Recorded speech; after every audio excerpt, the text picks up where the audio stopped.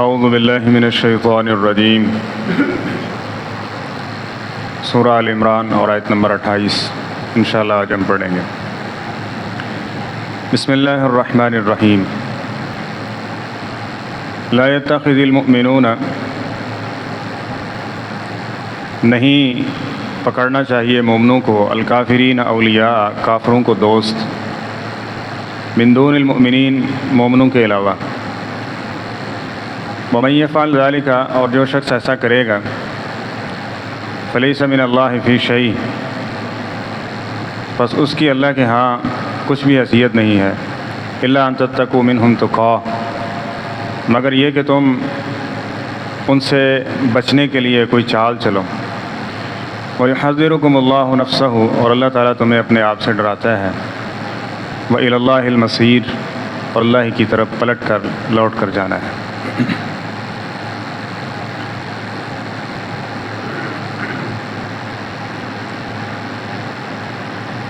ایک صاحب علم یا صاحب شعور شخص، اس کی یہ ذمہ داری ہوتی ہے کہ وہ اپنے ماتحت افراد جو ہیں ان کی صحیح رہنمائی کرے، اور رہنمائی کے یہی طریقے ہیں کہ حق بات واضح کی جائے، اور پھر اس کے جو فائدے ہیں وہ گنوائے جائیں، اس کو نہ کرنے کے نقصانات وہ رکھے جائیں کہ اس کی مخالفت کریں گے تو یہ نقصان ہو سکتا ہے۔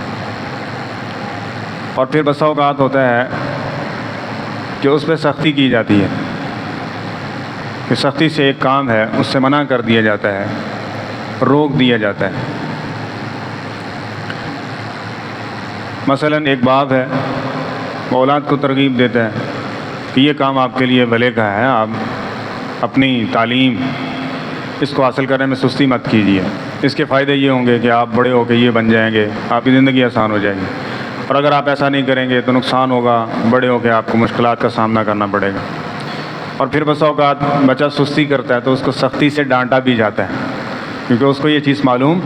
نہیں ہے نا، فائدہ نقصان اگر وہ نہیں دیکھ رہا تو اس کو پھر سختی سے روکا جاتا ہے۔ بسا اوقات ڈانٹ ڈپٹ بھی ہوتی ہے کہ آپ کو یہ کام نہیں کرنا چاہیے۔ تو اس کائنات کو بنانے والا، اس کائنات کو جاننے والا ہے، وہ ہر ایک انسان سے واقف ہے، اس لیے اس کی ہدایات کو ہر صورت قبول کرنا چاہیے۔ جہاں اس نے اس کے فوائد ذکر کیے ہیں، اس کو بھی بعض لوگ ایسے ہیں جو اس کو قبول کر لیتے ہیں، بعض لوگ ایسے ہیں جو لوگ کہتے ہیں فائدہ کوئی نہیں، نقصان بھی تو کوئی نہیں آئے گا، پھر اس کے نقصان بھی بتا دیے تاکہ وہ شخص اس سے بچ جائے۔ اور کچھ لوگ ایسے ہوتے ہیں جن کا فائدہ نقصان اس کے ساتھ کوئی تعلق نہیں ہے، اس کی خواہش نفس پوری ہونی چاہیے، فائدہ ہے یا کیا ہے، نقصان ہے۔ شراب پینے والا کیا ہے، زناکار ہے، اس طرح بدکار ہے، کیا ہے، وہ صرف خواہش نفس کے لیے نا، فائدہ نقصان تو پتہ ہے اس کو، گناہ بھی ہے اور نقصانات بھی اس کے کیا ہیں، فائدہ کیا ہے، اس کو کچھ بھی نہیں، لیکن وہ خواہش نفس کو پورا کرنے کے لیے ایسا کرتا ہے۔ پھر اس کو ڈرایا جاتا ہے، اگر تم نے ایسا کیا جہنم میں پھینکیں گے۔ پکڑا جاتا ہے تو اس کو، شادی شدہ ہے تو رجم کر دو اس کو پکڑ کے، دوسروں کے لیے عبرت بنا دی جائے، کیونکہ وہ جانتا ہے اب یہ شخص جاننے نہ جاننے یعنی شعور سے کیا ہو چکا ہے، خالی۔ اب اس کو ہدایت دی جا رہی ہے سختی کے ساتھ کہ تم نے یہ کرنا ہے، یہ نہیں کرنا۔ اسی طرح اللہ تعالیٰ نے یہ سارے یہی چیزیں قرآن پاک میں ذکر کی، بس اوقات فضیلت ذکر کی، بس اوقات اس کا سزا ذکر کی ہے، ٹھیک ہے، بس اوقات اس کی افادیت کو بیان کیا، اور بس اوقات سختی سے کچھ احکامات ہیں وہ دی ہیں کہ تم نے یہ کرنا ہے، یہ نہیں کرنا کسی صورت، جس کو ہم حلال و حرام بھی کہہ سکتے ہیں۔ ان مسائل میں سے ایک یہ ہے کہ اہل کفار کی دوستی، سورہ البقرہ میں ہم پڑھ رہے ہیں تفصیل کے ساتھ کہ یہ بات اچھی طرح سے لکھ لو، یہ پیدا کرنے والا خالق اور مالک بتا رہا ہے کہ خاص طور پہ یہ جو عیسائی اور یہودی ہیں یہ کبھی بھی تمہارے دوست نہیں ہو سکتے، اگر تم ان کو دوست بناؤ گے تو پھر کیا ہوگا، ذلیل اور رسوا ہوگے، کیونکہ وہ ذلیل اور رسوا ہیں۔ اور جو اس کا دوست ایسے پولیس ریڈ کرے تو کیا ہوتا ہے، ایک چور ہے تو چوروں کے ساتھ بیٹھنے والے کو بھی تھانے میں بند اس لیے کیا جاتا ہے کہ تم اس کے ساتھ بیٹھا تھا، اگرچہ وہ اس معاملے میں اس کے ساتھ شریک بیٹھا تو تھا نا تمہیں، ہم نے تمہیں دیکھا، یہ دیکھو یہ تصویر پڑی ہوئی ہے، ہم نے دیکھا آپ کٹھے آ رہے تھے کٹھے جا رہے تھے، تو اس معاملے میں آپ کیسے کہہ رہے ہیں نہیں آ رہے جا رہے تھے، ہے نا۔ وجہ کیا ہے، وجہ یہ ہے نبی کریم صلی اللہ علیہ وسلم کی معروف حدیث آپ سنتے رہتے ہیں، یہ جو دوستی اور یہ جو تعلق ہے کولی پانڈے کا سانجھا ہونا، آنا جانا، رشتہ داری، یہ جو تعلق ہے یہ انسان کے اندر نہ چاہتے ہوئے بھی غیر محسوس انداز میں تبدیلی لاتا ہے، اور بندہ بس اوقات مجبور ہو جاتا ہے، بس اوقات اس چیزوں کو ایسے ایسا چلتے چلتے چھوٹی چھوٹی ہے نا ان چیزوں کو وہ بڑی بڑی حرام کا ارتکاب کرنا معمولی سمجھ لیتا ہے۔ تو یہی وہ طریقہ ہے جس سے بآسانی انسان شیطان کو شکار کر لیتا ہے۔ اس کی ایک عملی مثال لے لیں کہ جب مصر کے اندر یہ ریگولیشن جس کو کہہ لیں یہ آئی اور اسلامی تعلیمات کو تھوڑا سا اس کے بعد ہائیبریڈ نظام آ گیا کہ اس میں کیا ہوتا ہے، یہ ان کی تہذیب و تمدن کو اپنانا چلتے اب یہاں تک ہے کہ آپ داڑھی رکھیں گے تو آپ کو لائسنس لینا پڑے گا، آپ داڑھی وہاں نہیں رکھ سکتے، وہاں آپ شیخ الحدیث کو بھی دیکھیں گے تو اس کی بھی داڑھی نہیں ہے، داڑھی رکھیں گے تو پریشانی کا بس اوقات سامنا کرنا پڑ سکتا ہے۔ اس کو ایسے سمجھیں کہ جو فکری طور پہ سمجھا جاتا ہے کہ یہ انتہا پسند ہے، اس کو معاشرے کے لیے خطرہ گردانا جاتا ہے۔ اب اپنی حفاظت کے لیے ایک عالم کو بھی ایک قاری کو بھی وہاں کیا کرنا پڑتا ہے، کلین شیپ رہنا پڑتا ہے، ٹھیک ہے۔ یہ چلتے چلتے کہاں سے آیا، اور پھر ایک چھوٹے سی یہ جس طرح ہم یہ ڈرامے یہ چیزیں یہ دیکھ رہے ہیں نا، اس کو پسند ناپسند کرنا یہ اتنا بڑا مسئلہ ہے، یہ اتنی بڑی انسان میں چینجنگ لاتا ہے کہ آپ دیکھ لیں کہ ایک بچی ہے، آپ کہتے ہیں والدین والدہ وہ پردے دار ہے، ٹھیک ہے، لیکن اس کی بچی 5-6 سال کی ہے، وہ کہتے کوئی گل نہیں آتی، بچی ہے، بچی میں کیا ہے۔ اب بچی کو وہی سسٹم دیا جو کن کا تھا، نافرمانوں کا تھا، ٹھیک ہے، ہاف کٹ بازو ہیں، ٹھیک ہے، اسی طرح ٹروزر شرٹ ہے، وہ اس کو کہہ لیں کہ وہ اسی طرح کا ہے۔ اب جو 8-10 سال تک وہ اسی طرح رہی ہے، اور اس کے بعد جب وہ اسکول میں آنا جانا ہے تو اس طرح کے معاملات دیکھیں گے، اور اس کے بعد کوئی فنکشن ہے کوئی اس طرح کا ہے تو اس میں یہ معاملات دیکھیں گے، اور اس کے بعد جب وہ بلوغت کو پہنچیں گے پھر آپ اس کو کہیں گے کہ آپ کو پردہ کرنا چاہیے، اسلامی تعلیمات ہیں۔ تو 14 سال 10 سال 12 سال انگریز کی تعلیمات دی ہیں اور اسلام کے مخالف تعلیم دی ہیں، 14 سال وہ اس طرح گزرے ہیں، اور 14 سال کے بعد آپ اس کو کہیں کہ آپ بیک وقت اسلامی ماحول کو قبول کر لیں، کرے گا؟ بالکل بھی نہیں کرے گا، ٹھیک ہے۔ تو یہ جو ہے نا وہ مسئلہ پیدا ہوتا ہے کہ جہاں پہ پھر آپ اس کو قرآن سناؤ، پھر اس کو حدیث سناؤ، پھر اس کو نبی علیہ السلام کا فرمان سناؤ، بھائی ہم مسلمان ہیں، ہمیں مسلمانوں والے کام کرنے، تو پہلے تو اسلام کہاں گیا ہوا تھا، ٹھیک ہے۔ تو اس کی بنیاد پہ یہ پوری کی پوری فکری چینجنگ، اور آج سب سے زیادہ یہی چیز لائی جا رہی ہے، ایجوکیشن اور تہذیب و تمدن کے اعتبار سے جب وہ ایسا کر دیا جائے گا پھر کیا ہوگا کہ یہ سارے کے سارے وہی بن جائیں گے۔ 2 مثالیں لے لیں، نبی کریم صلی اللہ علیہ وسلم نے فرمایا یہودیوں عیسائیوں کی مخالفت کرو، وہ کیا کرتے ہیں، داڑھی کٹواتے ہیں، مونچھیں بڑھاتے ہیں، فرمایا تم نے ایسے کرنا ہے، مونچھوں کو کٹوانا ہے، داڑھی کو، یہ کلچر کی مخالفت ہے۔ کس کی مخالفت ہے؟ اب کلچر کو آپ ان کے لے کے آئیں گے تو ظاہراً یہی سمجھا جائے گا یہ انہی جیسا ہے، اندر پاویں جڑا کچھ بھی ہے، آہستہ آہستہ اندر بھی کیا ہو جائے گا، خراب ہو جائے گا۔ اب ظاہر ہے نا ایک چیز ہے وہ ظاہراً داغی نظر آ رہی ہے، تو کیا خیال ہے اندر بھی اس کے داغ کا نشان پڑنا شروع ہو جائے گا، اور اگر اس داغ کو ختم نہیں کیا جائے گا تو وہ بڑھتا جائے گا، اتنی بیماری بڑھتی جائے گی۔ کلچر کو ختم کیا کہ اسلام اس معاملے کے اندر بھی وہ خود کفیل ہے، اسلام نے خود اپنا کلچر دیا، کسی دوسرے کلچر کی ضرورت نہیں ہے۔ اور دوسری مثال نبی کریم صلی اللہ علیہ وسلم نے وہ دینی اعتبار سے دی ہے، وہ کیا ہے کہ تم عیسائیوں یہودیوں کی پیروی کرو گے، ٹھیک ہے، وہ کس طرح کے دینی اعتبار سے، جس طرح ایک جوتا دوسرے جوتے کے برابر ہوتا ہے، حتیٰ کہ وہ ایک بل میں داخل ہوں گے تو تم بھی اس میں داخل ہونے، یعنی پوری اس کی کوشش کرو گے، وہ کیا ہے، وہ دینی فکری اعتبار سے ہے۔ انہوں نے مثلا اعلانیہ طور پہ کچھ جرم کیا ہے تو تم بھی ویسا کرو گے، یعنی جو انہوں نے کیا وہ تم بھی کرتے رہو گے، یعنی فکری طور پہ بھی اور مذہبی طور پہ بھی۔ پھر جب ایسا ہوگا تو پھر تم بدترین، اولئک شرار الخلق عند اللہ، یہ سب سے بدترین لوگ ہوں گے جن کے اوپر قیامت قائم کی جائے گی۔ وہ کون ہوں گے؟ وہ اس وقت عیسائی مذہب ہوگا، مذہب تو قانونی طور پہ تو اسلام ہی ہے نا اللہ تعالیٰ کے ہاں، ان الدین عند اللہ الاسلام، اور آخری مذہب یہی اسلام ہے، یہ دین ہے۔ لیکن وجہ کیا ہوگا کہ وہ اس بات کو بھول چکے ہوں گے جس کی بنیاد پہ وہ فکری طور پہ بھی انہی جیسے اور مذہبی طور پہ بھی انہی جیسے۔ اس کو آپ غلامی کہہ سکتے ہیں کہ یہ فکری غلامی بھی ان کی، مذہبی غلامی بھی ان کی۔ ہم اس کو چھوڑ رہے ہیں تو باقی مسلط کیتی ہوئی ہے، اس سے بچنے کی کوشش کر رہے ہیں، باقی ساری ان کی کاپی کرنے کی کوشش کر رہے ہیں، تو کبھی بھی کسی صورت بھی یہ دوگلی پالیسی کامیاب ہونے والی، جب اوپر سے آپ وہی ہیں تو اندر سے بھی وہی ہو جائیں گے۔ تو یہ اصل چیز ہے جس سے بچنا ہے۔ تو اللہ تعالیٰ فرما رہے ہیں لا يتخذ المؤمنون الکافرین اولیاء، کافروں کو، مومنوں کو کافروں کو کبھی دوست نہیں بنانا چاہیے۔ یہ نہیں کے ساتھ اور سختی کے ساتھ، ڈانٹ ڈپٹ کے ساتھ اس سے روک دیا گیا کہ یہ ہمارا فیصلہ ہے، وہ جی ہمارے تعلق ہے، ہماری رشتہ داریاں بھی ہیں،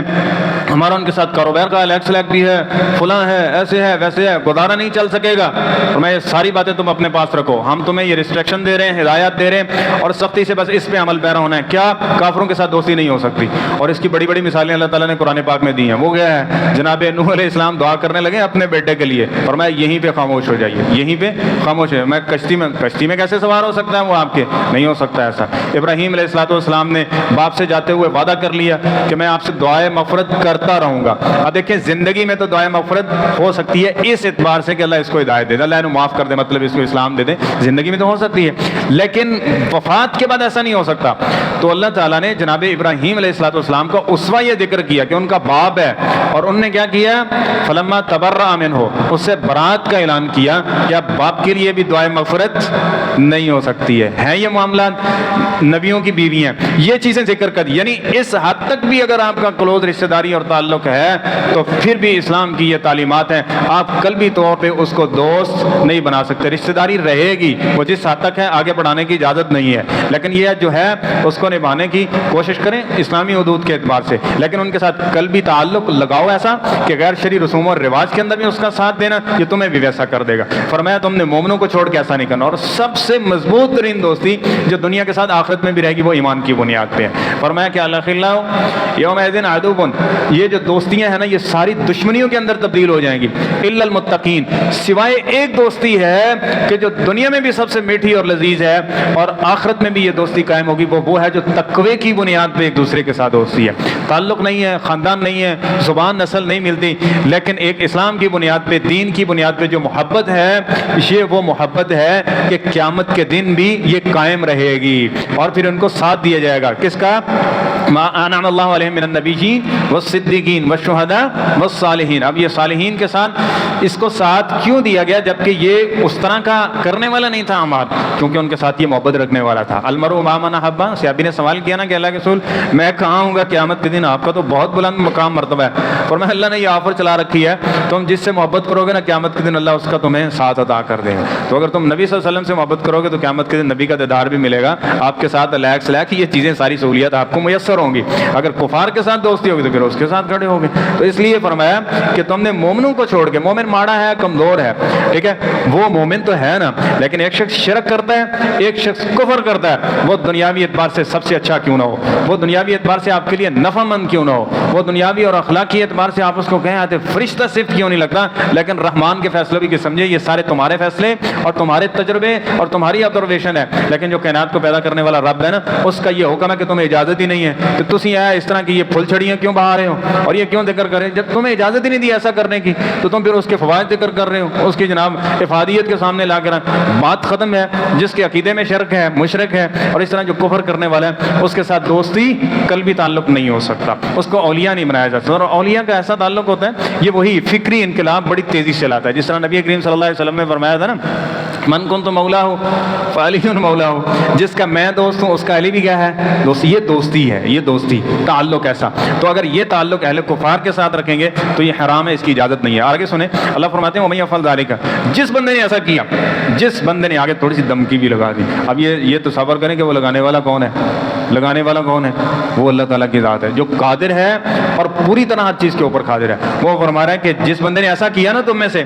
فلیس من اللہ فی شیء، اس کی اللہ کے ہاں ایک شے کے برابر بھی، ایک ذرے کے برابر بھی کوئی حیثیت نہیں رہے گی۔ آج ذرا یہ سارا منظرنامہ دیکھیں کہ آج مسلمان اتنے ہونے کے باوجود مار کیوں کھا رہے ہیں؟ مسلمانوں کے ساتھ اختلافات ختم نہیں ہوتے، مسلمانوں کے ساتھ دوستیاں بڑھانے کے اندر وہ راستہ اختیار نہیں کیا جاتا جو اہل کفار کے ساتھ کیا جاتا ہے، پھر وہ اہل کفار لیتے بھی مارتے ہیں، ذلیل کرتے ہیں کہ نہیں کرتے؟ یہ ہو رہا ہے سارا کچھ کس وجہ سے ہو رہا ہے؟ تو اس لیے اس چیز کو پسند کریں، جب اس چیز کو پسند کریں گے اس کو عام بھی کریں گے، وہ چیز مضبوط بھی ہوگی، اور جب وہ مضبوط ہوگی تو وہ ایک قانون کی شکل بھی اختیار کرے گی اور وہ ایک پورا معاشرہ اس میں ڈل جائے گا۔ اور اگر ایسا نہیں کریں گے تو میرے ایک نل کیوں ہوتا ہے، میرے ایک کے ساتھ کیا ہوگا؟ تو اگلا بھی ایک ہے، وہ اگر 5 ارب ہے تو سارے یہی کہنے لگے میرے ایک نل کی ہونا ہے، تو پھر وہی ہوگا جو آپ بنا رہے ہیں، پھر خواہش نفس کے پیروکار بن جائیں گے۔ تو لہذا ایک صحیح ہے جہاں تک ہے آپ اپنے آپ کو دیکھیں، باقی معاملات درست ہونے۔ ہاں الا ان تتقوا منهم تقا، ہاں کوئی ایسا معاملہ ہے، سیریس معاملہ ہے جس کی بہتری کے لیے آپ کو تدبیر چل رہے ہیں، آپ کوئی تدبیر کر رہے ہیں کہ اہل کفر کے نرغے سے بچنے کے لیے، ان کے ظلم و جبر سے بچنے کے لیے کوئی آپ تدبیر ایسی کر رہے ہیں کہ جس کے ساتھ ان کا اٹھنا بیٹھنا کچھ معاملہ. لیکن اس کے اندر بھی یہ شرط ہے کہ دل کے اندر کفر کی، شرک کی اور اس برائی کی نفرت ہونی چاہیے. ایک ظاہری سی چیز ہے، جس طرح نبی کریم صلی اللہ علیہ وسلم نے بھی معاہدہ کیا عیسائیوں اور یہودیوں کے ساتھ. اب اس کا مطلب یہ تو نہیں ہے کہ نبی کریم صلی اللہ علیہ وسلم عیسائیت یہودیت کو پسند کرتے تھے، ایسی بات نہیں ہے. دل میں وہی بات ہے، احکامات وہی ہیں، اس میں کہیں کوئی ڈھیل نہیں ہے. ظاہری طور پہ ایک کیا تھا کہ اب یہ اندر کے دشمن ہیں، باہر کے دشمن تو ہیں ہی ہیں، اگر ان کو بھی دشمن بنا لیا تو وہ حملہ آور ہوں گے، یہ بھی ہوں گے، تو نقصان ہوگا. تو وقتی طور پہ ایک تدبیر کے طور پہ کیا کیا، ان کے ساتھ ایک معاہدہ کر لیا. ٹھیک ہے، اگر تدبیر کے طور پہ کوئی اس طرح کی چیزیں ہیں تو اس کی اجازت ہے، لیکن یہ اوپر کے لیول تک ہے، نیچے والے لیول کے لیے یہ ایسی چیز بھی موجود، یہ آفر نہیں ہے. ٹھیک ہے نا. تو فرمایا الا ان تتقوا منهم تقا ويحذركم الله نفسا. آگے ایک اور تاکید کر دی، فرمایا تمہیں اللہ اپنے آپ سے ڈرا رہا ہے، اپنے آپ سے. اب ایک یہ ہے نا، عذاب سے ڈرایا جا رہا ہے، جہنم سے ڈرایا جا رہا ہے، سزاؤں سے ڈرایا جا رہا ہے، فرشتے ایسا کریں گے، قبر میں تمہارے ساتھ ایسا ہوگا. ایک یہ کہ اللہ کہتا ہے مجھ سے ڈر جاؤ، یحذرکم اللہ نفسا، اللہ تمہیں اپنے نفس سے ڈرا رہا ہے. وإلى الله المصير، لوٹ کے تم نے کدھر آنا ہے؟ اللہ کی طرف لوٹ کے آنا ہے. جب اتنے بڑے ہدایات اور اتنی سختی کے ساتھ دی جانے والی ہدایت کی مخالفت کرو گے تو اس کا غیظ و غضب کتنا ہوگا، اس کی غصہ اور ناراضگی کتنی ہوگی. یہی وجہ ہے کہ جب عیسائیوں اور یہودی نے ایسا کیا تو اللہ فرماتے ہیں غیر المغضوب علیہم، ان پہ اللہ کی پھٹکار بھی ہوئی، اللہ کا غضب بھی نازل ہوا، دنیا میں بھی اور آخرت میں بھی ہوگا. اس طرح اگر تم بھی اسی کا اعتکاب کرو گے تو اللہ کے پاس لوٹو گے تو پھر یہی معاملہ ہوگا. تو اس لیے ان معاملات سے بچنا چاہیے. اپنی دوستی، اپنا تعلق اہل توحید کے ساتھ رکھیں، اہل شرک سے، اہل کفر سے کسی صورت نہ ان کے تہذیب، کلچر، تمدن ان کو پسند کیجیے، اور نہ ہی اس کے ساتھ نہ ہی وہ آئیڈیل ہیں اور نہ ہی ان کو آئیڈیل بنائیے، بلکہ اہل اسلام کے ساتھ، اہل ایمان کے ساتھ دوستی رکھنی چاہیے، تعلق، تاکہ انسان کے اندر ایمان ہے اور جو کمی کوتاہی ہے وہ دور ہو سکے. اللہ تعالی ہمیں عمل کی توفیق عطا فرمائے.